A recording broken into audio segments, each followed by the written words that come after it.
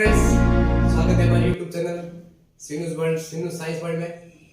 तो जैसा कि हम अपने अब तक श्वसन तंत्र के बारे में पढ़ा था, जिसमें श्वसन के बारे में पूरी जानकारी मैंने दे दी थी। उसके बाद मैंने बताया था आपको श्वसन के अंदर 4 प्रकार के पथ पाए जाते हैं, जिसमें सबसे पहले ग्लाइकोलाइसिस बताया था। जिस ग्लाइकोलाइसिस के बारे में आज हम इस टॉपिक के बारे में पढ़ेंगे। वीडियो के अंत तक जरूर बने रहें। मैं दावा करता हूं कि आप वीडियो पूरा देखेंगे तो आपको अच्छी तरह से समझ में आ जाएगा, और मैं पूर्ण विश्वास दिलाता हूं कि आपको समझ में भी आएगा। ठीक है फ्रेंड्स, चलिए शुरू करते हैं। श्वसन के पथ के अंदर सबसे पहला आता है ग्लाइकोलाइसिस, जिसे हम ईएमपी का पथ कहते हैं, इलेक्ट्रोमैग्नेटिक पथ। मैंने आपको कल इसके बारे में बताया था ईएमपी क्या होता है, ठीक है ना। तो चौथा टॉपिक तो ईएमपी है, इसके बारे में बता दूंगा। ग्लाइकोलाइसिस जिसे हम ईएमपी का पथ भी कहते हैं, C6H12O6 या पाइरुवेट में बदलना। अब देखो C6H12O6 क्या होता है? ग्लूकोज को किस में बदलना? पाइरुवेट में बदलना। ये प्रक्रिया कहलाती है ग्लाइकोलाइसिस।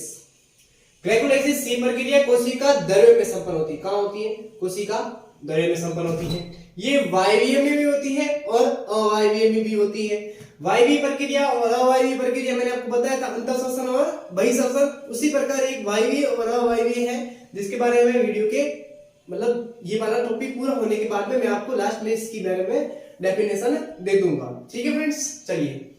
वैसे नॉर्मली तौर पर तो आपको पता ही है कि वायवीय क्या होता है, ऑक्सीजन की उपस्थिति में, और अवायवीय क्या होता है, ऑक्सीजन की अनुपस्थिति में। जो भी हम श्वसन करते हैं तो वो हो जाता है वायवीय, और नहीं ऑक्सीजन की अनुपस्थिति में करते हैं तो वो हो जाता है अवायवीय। आई बात समझ में? चलिए फ्रेंड्स, अब मैं बताता हूँ इसके बारे में कि C6 एक बार होता है, इसको बदलते हैं पाइरुवेट में। उस दौरान क्या होता है, उसमें आपकी 2 एटीपी खर्च होगी। उसी समय आपके 4 एटीपी बन रही होगी, और उसी के साथ साथ आपको 2NaOH2 के अणु भी बनेंगे। ठीक है ना। तो इसके बारे में बताता हूं, मैंने इसको पूरी डिटेल के साथ में लिख दिया है कि 2 एटीपी खर्च होती है, उसी दौरान 4 एटीपी तथा 2 NADH के अणुओं का निर्माण होता है। ठीक है, चलिए। और 1 NADPH2 होता है, उसमें कितने होते हैं? 3 ATP। यदि हम 2 NADHPH2 करेंगे तो क्या हो जाएगा? 3 ATP का डबल। 3 ATP डबल मतलब कितना होगा? 6 ATP। आई बात समझ में? और ATP क्या होता है मैंने इसको पिछली वीडियो में बता दिया है, और ये भी बता देता हूँ ATP एक प्रकार की एनर्जी है। हो गया फ्रेंड्स, चलिए इतना लिखिए। थोड़ी सी और जानकारी दूंगा, फिर मैं इसका सेकंड टॉपिक बताता हूँ।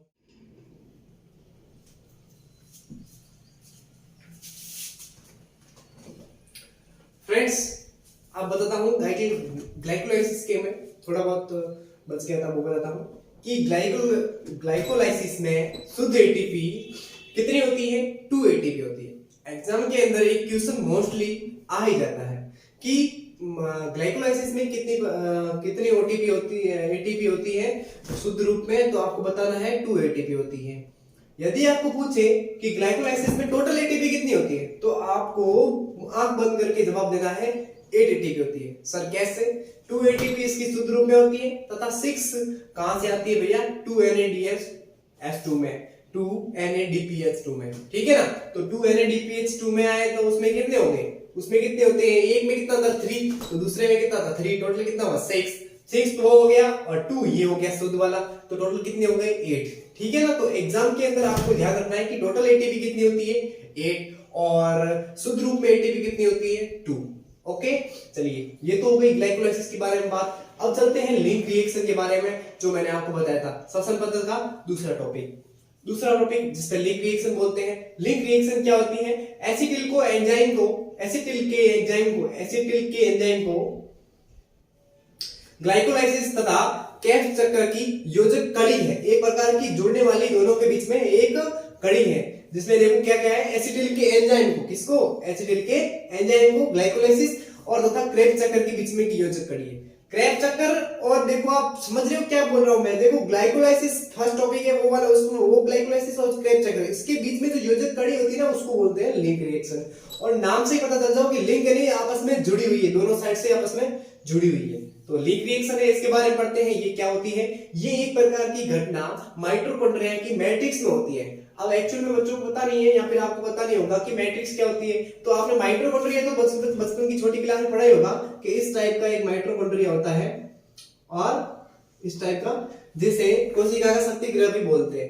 तो इसकी मैट्रिक्स बनी हुई है ना, जिसमें ये देखो आप बीच में देखो, ये इस प्रकार की मैट्रिक्स बनी हुई है। इस मैट्रिक्स में देखो, इस मैट्रिक्स में ये घटना कहाँ होती है, इसकी मैट्रिक्स में होती है, जिसे हम लिंक रिएक्शन बोलते हैं। और देखो ये सेम चीज देखो, एसिटिल के एंजाइम को ग्लाइकोलाइसिस और इसके बीच में जो कड़ी होती है, योजक कड़ी, और वो भी कहाँ होती है, इसके मैट्रिक्स में होती है, माइटोकॉन्ड्रिया के।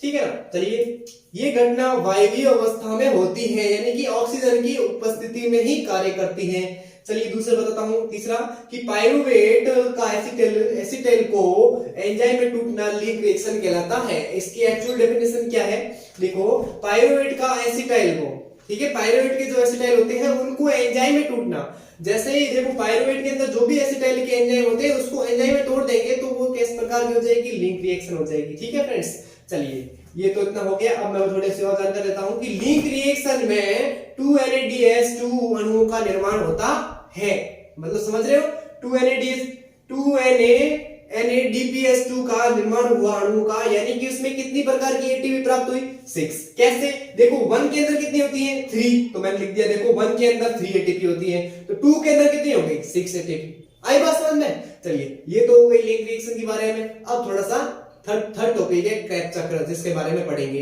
इतना लिखिए,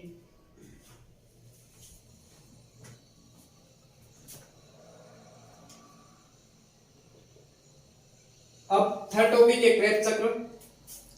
देखो सबसे पहले ग्लाइकोलाइसिस, फिर उसके बाद में पढ़ा था हमने लिंक रिएक्शन। अब पढ़ेंगे क्रेब्स चक्र के बारे में। क्रेब्स चक्र, जिसमें देखो आपको सबसे ज्यादा क्रेब्स चक्र में सबसे ज्यादा एटीपी का निर्माण होता है। देखो कैसे, देखो 3NADPH2 कितना हो गया भैया, देखो 3 into 3 कितना हो गया, 9 एटीपी, यानी कि 3 के अंदर कितनी एटीपी निर्माण हो गई, 9। ठीक है, देखो उसमें आपको मैंने बताया था, यदि उसमें 3 एटीपी के रूप में 2 हो रही है ना, तो 3 into 2 कितना हो गया, 6, यानी कि 6 एटीपी निर्माण हो गई। अब देखो इसमें क्या है, 3 एटीपी है, तो 3 के अंदर 3 बार हो गई, तो कितनी हो गई भैया, 9।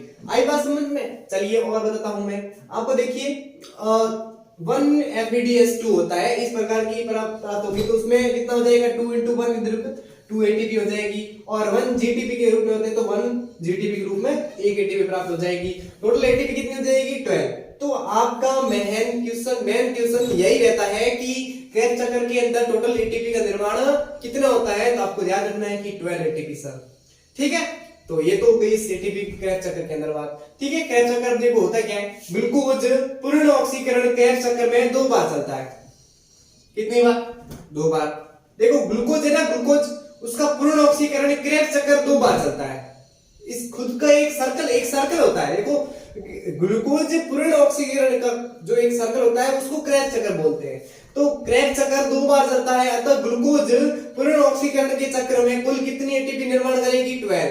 तो क्रेब्स चक्र एक प्रकार की साइकिल है जो हमारे श्वसन क्रिया के दौरान चलती है, उसके अंदर कितनी निर्माण होती है एटीपी, तो आपको याद रखना है 12 एटीपी। आई बात समझ में। चलिए और थोड़ा आगे बढ़ते हैं। ग्लाइकोलाइसिस, लिंक रिएक्शन और क्रेब्स चक्र, यदि हम तीनों को मिला दें तो इस प्रकार की श्वसन क्रिया हो जाएगी, है ना। तो देखो टोटल एटीपी कितनी हुई, देखो ग्लाइकोलाइसिस में हमने कितनी एटीपी निकाली थी टोटल, देखो आपको टोटल बतानी है। टोटल एटीपी 8 है, उसमें 2 थी वो शुद्ध थी, और टोटल कितनी थी, 8 थी। फिर इसके बाद में हमने लिंक रिएक्शन पढ़ा, जिसके अंदर कितनी एटीपी प्राप्त हुई, टोटल 6 एटीपी। और उसके बाद में अभी हमने पढ़ा है क्रेब्स चक्र, जिसके अंदर कितनी एटीपी प्राप्त हुई हमको, 12। देखो 12 into 2 यानी कि कितनी हो गई, 24। अब देखो ये तो आपको बात ध्यान में रखनी है कि क्रेब्स चक्र के अंदर सर्कल कितनी बार चलता है, 2 बार, यानी कि आपके एक बार के अंदर 12 निर्माण हुई है, तो दूसरी बार कितनी हो गई, 24। आई बात समझ में, बस ऐसे ध्यान रखना है। अब टोटल कितनी हो गई, देखो श्वसन क्रिया के अंदर कितनी टोटल एटीपी हो गई है, 38 एटीपी निर्माण हो गई है। देखो ये अब मोस्टली क्वेश्चन तो यही था। ठीक है ना, तो आप ये इसको ज्यादा से ज्यादा याद रखने की कोशिश करें। इतना हो गया, थोड़ा सा और जानकारी हम क्रेब्स चक्र पर पढ़ेंगे, और आज के दिन में ही हम लंबा वीडियो चलेंगे। वीडियो को अंत तक जरूर लगातार देखते रहिए, मैं आपको इसके बारे में श्वसन की आज की वीडियो में पूरी खत्म कर दूंगा। ठीक है, इतना लिखिए फ्रेंड्स। श्वसन पथ के अंदर 3 टॉपिक हो गए। चौथा टॉपिक है ETS, यानी कि electron transport system. Electron transport system जिसे कहते हैं इलेक्ट्रॉन परिवहन क्षेत्र। देखो क्षेत्र अब सिस्टम तंत्र भी कह सकते हैं। देखो ईटीएस क्या होता है? ईटीएस माइटोकॉन्ड्रिया की इनर लेयर पर होता है। अब जैसे कि आपने माइटोकॉन्ड्रिया छोटी क्लास में तो आपने देख लिया होगा, जैसे मैंने पिक्चर भी बना दिया, ये देखो इस प्रकार का माइटोकॉन्ड्रिया, और इसकी इनर लेयर का है, ये अंदर वाली लेयर है, उसको इनर लेयर बोलते हैं, और इसी के अंदर ही क्या होता है? ईटीएस। आई बात समझ में? ईटीएस माइटोकॉन्ड्रिया की इनर लेयर पर उपस्थित, अब देखो इनर लेयर के ऊपर उपस्थित होता है, और उसके ऊपर जो उपस्थित होते हैं कौन भैया? सक्सिनाइल डिहाइड्रोजनेसिस एंजाइम होते हैं, उसकी सहायता से ईटीएस संपन्न होता है। देखो आप समझने की कोशिश करो कि इसके ऊपर जो, अब ऐसे दिमाग में आप पिक्चर लेके आओ कि इस पिक्चर में यहाँ ऊपर की ओर में इनर लेयर पाई जाती है, और इसी इनर लेयर के अंदर पाई जाती है सक्सिनाइल डिहाइड्रोजनेसिस। जो डिहाइड्रोजनेसिस होता है उसी की सहायता से ईटीएस संपन्न होता है। देखो पिक्चर के हिसाब से देखो ना, इनर लेयर है, उसी के ऊपर से सक्सिनाइल डिहाइड्रोजनेसिस है, और उसी का ही क्या हो रहा है? इसमें उपस्थित हो रहा है, उसके एंजाइम की सहायता से क्या हो रहा है भैया? ईटीएस संपन्न हो रहा है। और ईटीएस सिस्टम क्या होता है? देखो इलेक्ट्रॉन को ट्रांसफर करने का सिस्टम होता है, वही होता है ईटीएस। ठीक है, ज्यादा घबराने की बात नहीं है। देखो ई परिवहन की सहायता से NADPH2, FADPH2 एंड GTP के अणुओं को ATP में रूपांतरित करना भी ETS कहलाता है। देखो इन अणुओं को किस में बदलना है? ATP में बदलना। अब देखो इसको ATP में बदलने का भी काम कौन करता है? आपका ETS। देखो अणु में बदलने का ATP में बदलता है तो क्या कहलाता है? ETS। मैंने लिख के दिया है, ठीक है। तो अभी इतना लिखिए, थोड़ी और जानकारी प्राप्त करते हैं। इतना लिखिए, थोड़ी और जानकारी प्राप्त करते हैं।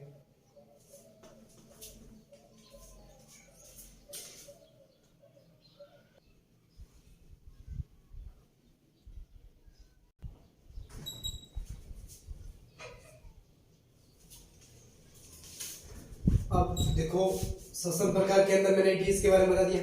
अब बताता हूँ श्वसन के पथ बताए थे, अब बताता हूँ श्वसन के प्रकार, जिसमें देखो दो प्रकार के श्वसन प्रकार होते हैं। कौन कौन से प्रकार होते हैं? देखो पहला है ऑक्सी श्वसन, जिसे वायवीय श्वसन बोलते हैं, और दूसरा होता है अनॉक्सी श्वसन, जिसे अवायवीय श्वसन बोलते हैं। अब देखो अनॉक्सी में और ऑक्सी में क्या फर्क है? और ऑक्सी श्वसन क्या होता है? देखो कि ऑक्सीजन की उपस्थिति में जो श्वसन होता है वो कौन सा होता है भैया? ऑक्सी श्वसन। और वो कहा जाएगा ऑक्सीजन की अनुपस्थिति में। इसमें माइटोकॉन्ड्रिया के मैट्रिक्स में, माइटोकॉन्ड्रिया के पिक्चर मैंने बता दिया, उसके अंदर मैंने मैट्रिक्स बताई थी, उसके अंदर जो ग्लूकोज पाया जाता है उसका विघटन, उसके अंदर जो ग्लूकोज का विघटन होगा उसमें CO2, H2O तथा ATP के रूप में होता है। देखो ग्लूकोज का विघटन आपको मैंने बताया था, जो माइटोकॉन्ड्रिया का पिक्चर बताया था उसी के अंदर इसमें क्या हो जाएगा भैया? ग्लूकोज का विघटन हो जाएगा। तो वो किसकी उपस्थिति में? वायवीय श्वसन के दौरान होता है। एटीपी में अणुओं का निर्माण भी ऑक्सीश्वसन द्वारा होता है या ऑक्सीश्वसन में होता है। अनऑक्सीश्वसन में देखिए, इसमें अगर मैट्रिक्स में ग्लूकोज एटीपी बनता है तो उसमें क्या बनता है? देखो इथेनॉल, लैक्टिक एसिड तथा एटीपी के रूप में मिलता है। इसमें ग्लूकोज किसमें बना? एटीपी के रूप में। वो भी कैसे? देखो CO2 और H2O, मैंने आपको इसकी सबसे पहले वाले वीडियो के अंदर मैंने C6H12O6 को अपने 6O2 के साथ में जो प्रक्रिया कर रही थी उसमें आपको CO2 H2O के रूप में आपको इसका विघटन प्राप्त हुआ था। तो इसी प्रकार अब अनऑक्सीश्वसन में क्या होता है? ऐसा ही विघटन होता है जिस दौरान हमको क्या मिलता है? इथेनॉल, लैक्टिक एसिड तथा एटीपी के रूप में होता है। उसमें भी ग्लूकोज का विघटन होता है। इसमें तो एटीपी का निर्माण होता है, वो इसमें कितने होते हैं भैया? 2 एटीपी का निर्माण होता है। किसमें? अनऑक्सीश्वसन में। एक सबसे बड़ी बात इसकी यही है कि ये ऑक्सीजन की अनुपस्थिति में होता है। इसका एक मैं बड़ा सा उदाहरण दे देता हूं अनऑक्सीश्वसन का, जिसे हम किणोन का उदाहरण भी कहते हैं। जिसमें देखो आपका देखो ग्लूकोज का जाइलम के द्वारा, जाइलम फ्लोएम के बारे में तो आपने सुना ही होगा, तो जाइलम के द्वारा इनका जो विघटन होता है वो किसके रूप में? एथेनॉल के रूप में। ठीक है, तो अब देखो इसकी एक मोस्टली उदाहरण ये है कि लंबे समय से व्यायाम, लंबे समय से मतलब लगातार व्यायाम कर रहे हैं, एक्सरसाइज कर रहे हैं, जिम कर रहे हैं, तो उनके अंदर, शरीर के अंदर पाई जाने वाली पेशी कोशिका होती है, उन पेशी कोशिकाओं में अनऑक्सीश्वसन हो जाता है। कैसा होता है भैया? अनोक्सी शोषण हो जाता है, जिसमें एथेनॉल के रूप में अपन को एटीपी प्राप्त हो जाती है। तो जिसमें पेशीय कोशिकाओं में लैक्टिक एसिड का निर्माण होता है। किसका निर्माण होता है भैया? जैसे ही अनोक्सी शोषण हो जाएगा, जैसे ही वो लगातार एक्सरसाइज करते करते उनमें अनोक्सी शोषण हो जाएगा, तो उसमें लैक्टिक एसिड का निर्माण हो जाएगा। जो मैंने आपको बताया है कि लैक्टिक एसिड कहाँ पाया जाता है? आपको दही के अंदर। देखो लैक्टिक एसिड का निर्माण हो जाएगा और जिससे क्या हो जाती है भैया? शरीर के अंदर थकान आ जाती है। आई बात समझ में? तो जिम वाले ज्यादा से ज्यादा इसलिए प्रोटीन का यूज करते हैं, प्रोटीन का यूज इसलिए करते हैं क्योंकि उसमें लैक्टिक एसिड का निर्माण ज्यादा हो जाता है, जिससे वो लैक्टिक एसिड को कम कर सके और ज्यादा से ज्यादा एनर्जी प्राप्त कर सके और जल्दी से उसमें बॉडी प्राप्त हो सके। ठीक है, तो ये तो हो गया इतना लिखिए। मैं थोड़ा सा और बढ़ा देता हूं। हाँ तो फ्रेंड्स देखो एथेनॉल का निर्माण कैसे होता है? एथेनॉल का सूत्र है CH3CH2OH का होल टू OH। ये तो हो गया किसका भैया? एथेनॉल का सूत्र। एथेनॉल का निर्माण कैसे होता है? देखो एथेनॉल का निर्माण देखो जाइमेज एंजाइम की उपस्थिति में होता है, जो कि माइटोकॉन्ड्रिया के मैट्रिक्स में पाया जाता है। ठीक है, दूध से दही बनना या फटना, ये भी क्या होती है भैया? एथेनॉल के निर्माण के दौरान ये भी एक प्रकार की अनोखी प्रक्रिया है, जिसमें लैक्टोज शर्करा होती है। कहाँ होती है? दूध के अंदर। आपको मैं बता देता हूँ दूध का स्वाद मीठा किस कारण होता है। देखो आपको दूध आपने पिया ही होगा, तो देखो उसका मीठा स्वाद किस कारण होता है? क्योंकि उसमें लैक्टोज शर्करा पाई जाती है, इसी कारण। ठीक है, तो ये तो हो गया मेन कारण। दूसरी बात बता, देखो इसमें अब जैसे ही दही बनेगा तो उस दौरान क्या हो जाएगा? लैक्टोज शर्करा होगी, वो किस में बदल जाएगी? लैक्टोबैसिलस में, जिससे आप दही बोलते हो। ठीक है, तो लैक्टोबैसिलस में बदलता है, तो इसी दौरान आपको कौन सा एसिड प्राप्त होता है? लैक्टिक एसिड प्राप्त होता है।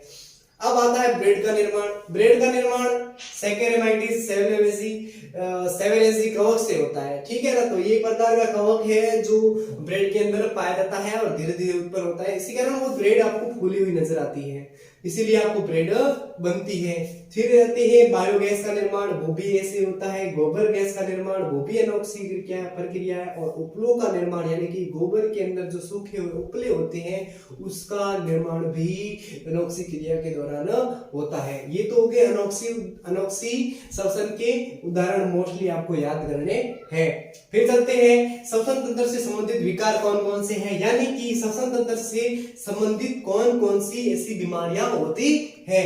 देखिए सबसे पहली कौन सी है? अस्थमा। अस्थमा रोग तो आपने सुना ही होगा, काफी दिनों से अखबार में भी आता है और कई इसके लाखों मरीज इसमें दुनिया में पाए जाते हैं। जिसमें देखो अस्थमा एक प्रकार की एलर्जी रोग है। अब देखो मैं अस्थमा के बारे में जानकारी दे रहा हूं तो आप समझ लीजिए धीरे धीरे क्या है। एक प्रकार का एलर्जी रोग है। यह एस्पेरिलजिस कवक से होती है। एक प्रकार का कवक होता है, उसी कवक के ज्यादातर होने से इसका अस्थमा रोग होता है। रोग में श्वसन नलिकाओं में प्रदाह यानी कि विकार उत्पन्न हो जाता है। किसके कारण? एस्पेरिलजिस कवक के कारण। ठीक है, देखो इस रोग में श्वासन की क्रिया में परेशान होती है। अब श्वासन क्या होता है, इसके लिए आपको पहले वाले वीडियो देखने ही पड़ेंगे। पहले वाले वीडियो देखोगे तो आपको ये अच्छी तरह से समझ में आ जाएगा। देखो ये तो हो गई फर्स्ट वाली बीमारी। अब धीरे धीरे मैं इसके बारे में थोड़ी और बीमारियों के बारे में बात करूंगा, फिर इस टॉपिक को कर देंगे खत्म। ठीक है, चलिए लिखिए इतना। अब दूसरा रोग है एम्फासिया रोग।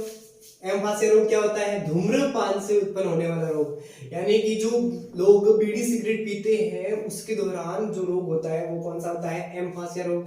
जिसमें क्या हो जाता है? वायु कुपिका की भित्ति नष्ट हो जाती है। वायु कुपिका की भित्ति मैंने आपको सबसे पहले वाले वीडियो में इसका पिक्चर बना के बताया था फेफड़ों का, उसी के अंदर मैंने वायु कुपिकाएं बनाई थी। जिस वायु कुपिकाओं के अंदर मैंने वायु कुपिका की भित्ति भी बताई थी, तो उस भित्ति जो उसका बाहरी तरफ का भित्ति है वो नष्ट हो जाती है, जिसके कारण श्वसन की सतह कम हो जाती है। मतलब आदमी श्वास लेना धीरे धीरे कम कर लेता है और जिससे उसकी मौत भी हो सकती है। वो हो गया कौन सा? एम्फासिया रोग। ठीक है, दूसरा फिर आता है ब्रोंकाइटिस। ब्रोंकाइटिस रोग क्या होता है? ब्रोंकाइटिस रोग में ब्रोंकियल में प्रदाह यानी कि शोथ उत्पन्न हो जाता है। इस रोग में क्या होता है? ब्रोंकियल में प्रदाह या फिर शोथ उत्पन्न हो जाता है और जी कौन सा रोग होता है आपको ब्रोंकाइटिस, ठीक है। रोग में श्लेष्मा श्रावण में वृद्धि होती है इसी कारण, ठीक है।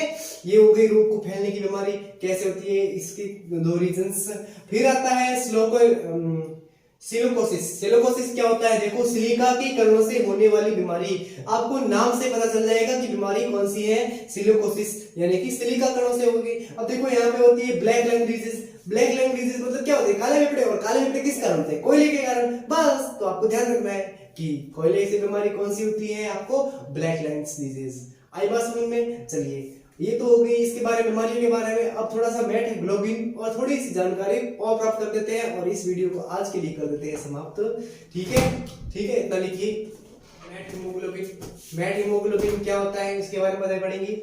जब हीमोग्लोबिन O2 तथा CO2 यानी कि ऑक्सीजन तथा कार्बन डाइऑक्साइड का परिवहन करता है तब आपतन ऑक्सीकरण संख्या +2 हो जाती है, ठीक है।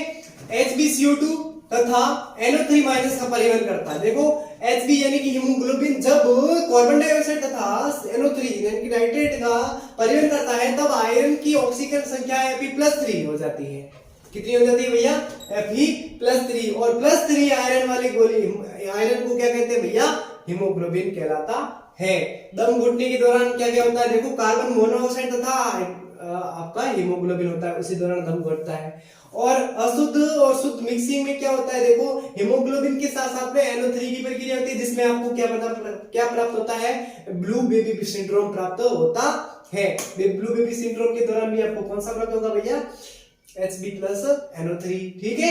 ये तो हो गई इसकी बात। अब आते हैं आरक्यू के बारे में। आरक्यू के बारे में आपको सुना ही होगा, जैसे श्वसन गुणांक बोलते हैं। नॉर्मली रूप से ये नॉर्मल किताबों में दिया ही होता है।